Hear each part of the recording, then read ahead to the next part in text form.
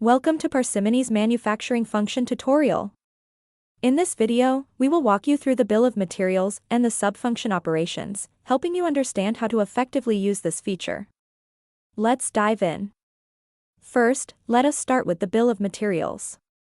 Here, you can define the components required to manufacture a product. To create a new operation, simply click on Add Operation. This subfunction allows you to define the steps involved in the manufacturing process. Enter a name for the operations such as cutting, assembling, or packaging. Specify the operation name and default workstation.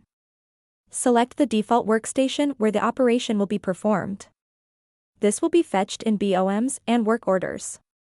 Select a quality inspection template for the operation in the job card section. It will be fetched on the job card for that particular operation when a work order is created.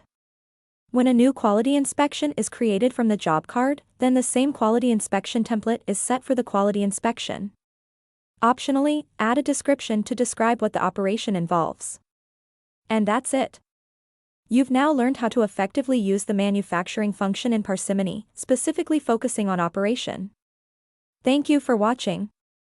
We hope this tutorial has helped understand the manufacturing process within Parsimony. Stay tuned for more tutorials on mastering Parsimony.